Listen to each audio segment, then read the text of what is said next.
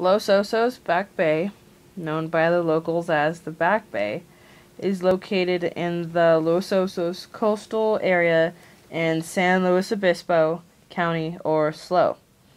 Current day Back Bay is described like this by one local.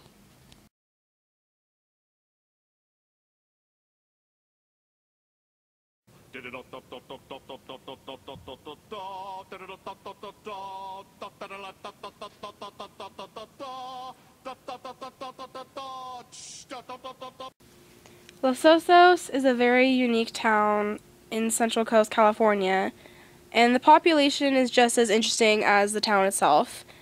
It's filled with hippies and doctors and psychopaths.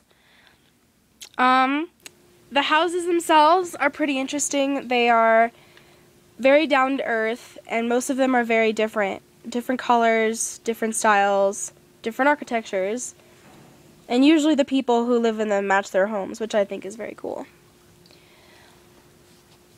For the most part, the town is extremely foggy, like all the time. And most people like to stay inside unless they wake up extremely early in the morning to walk their little chihuahuas. Los Osos is not known for being a very touristy town, but people do come into Los Osos for arts and crafts and plants.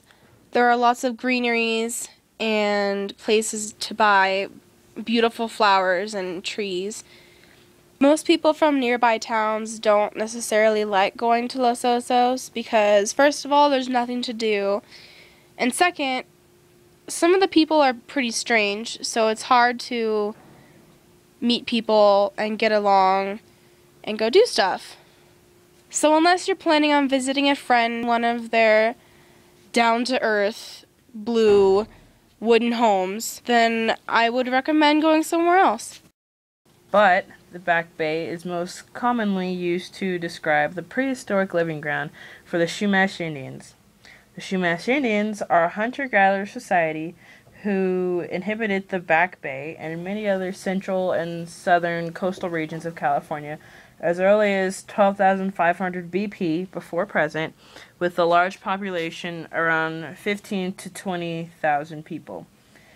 They are also believed to have occupied this area for 12 millennia. The Back Bay provided distinct rainfall patterns for the Chumash, with most rainfall occurring during the late fall to early spring.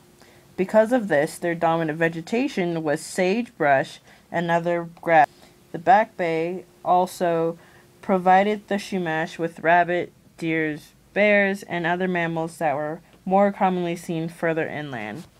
The Chumash were described as a complex social-political organization by early settlers. As a monetary system, the Chumash used beads as money. Their value depended upon the labor invested to make the bead. They engaged in more extensive trade and economic activities that are watched over by a chief in some manner, either by direct control of resources or through taxation or tribune. The Chumash house was round and shaped like half an orange. It was made by setting willow poles in the ground in a circle with the top spent in to form a dome. To cover the outside, bulrush or cattails were added in layers starting at the bottom, each row overlapping the one below. This design kept out rain.